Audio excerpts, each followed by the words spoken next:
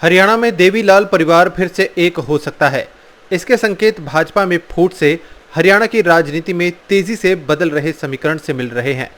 2019 विधानसभा चुनाव से पहले अलग हुआ चौटाला परिवार 2024 विधानसभा चुनाव से पहले एक हो सकता है। आज डब्बवाली में इसके संकेत दिग्विजय चौटाला ने दिए हैं। दिग्विजय चौटाला ने कहा कि अगर बड़े चौटाला साहब यानी ओम प्रकाश चौटाला चुनाव लड़ते हैं तो मैं डब्बवाली से चुनाव नहीं लड़ूंगा। उनके सामने परिवार का कोई सदस्य चुनाव में नहीं उतरेगा। डब्बवाली से लड़ेंगे तो मैं अपना नामांकन पत्र उसी दिन वापस ले लूंगा। ओपी चौटाला की तारीफ करते हुए दिग्विजय ने कहा कि वो शेर हैं, उनके जैसा हरियाणा में कोई दूसरा नहीं है। उनके सामने तो चुनाव लड़ने का तो मेरे दिमाग में विचार तक नहीं आ सकता। उधर ओम प्रकाश चौटाला के छोटे भाई जगदीश चौटाला के बेटे आदित्य चौटाला भाजपा के बागी हो गए हैं। कहा जा रहा है कि वो भाजपा छोड़ इनेलो में आ सकते हैं। ओम प्रकाश चौटाला से उनकी बातचीत हो चुकी है। समर्थकों से 8 सितंबर को बैठक कर वो इसकी घोषणा कर सकते हैं।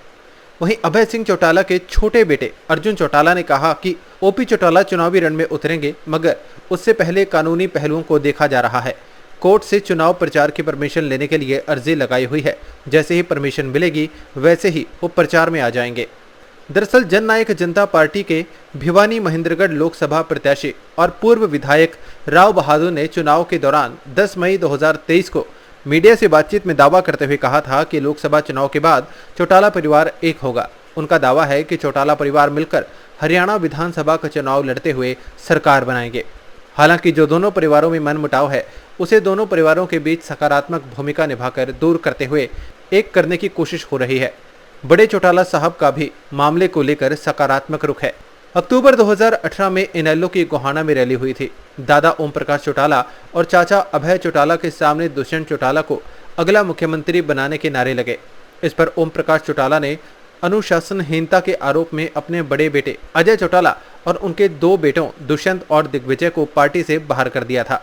इसके बाद 2018 में INLD से अलग होकर उन्होंने जननायक जनता पार्टी बनाई और 2019 में चुनी गई सरकार के किंग मेकर बने। मात्र 31 साल की उम्र में वो हरियाणा के डिप्टी सीएम बने थे।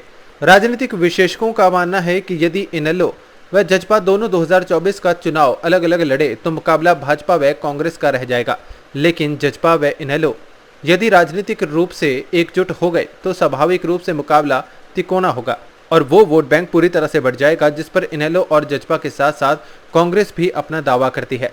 भाजपा की रणनीति भी ये कह रही है कि जजपा व इनेलो को मिलाकर उन्हें अपने साथ जोड़ा जाए ताकि राज्य में तीसरी बार सरकार बनाने की संभावनाएं बलवती की जा सकें। इसके अलावा इनेलो व जजपा के अलग अलग चुनाव लड़ने का पूरा फायदा कांग्रेस को मिल रहा है। 2024 लोकसभा चुनाव में इनेलो और जजपा का वोट बैंक कांग्रेस की तरफ शिफ्ट हो गया था। अपने आसपास से जुड़े ऐसे ही अपडेट्स पाने के लिए देखते रहिए अंबाला ब्रेकिंग न्यूज। हमें फेसबुक पर लाइक करें, यूट्यूब पर सब्सक्राइब करें और अपने एप्पल और एंड्रॉयड मोबाइल फोन के प्ले स्टोर से हमारी app Ambala breaking news download करें।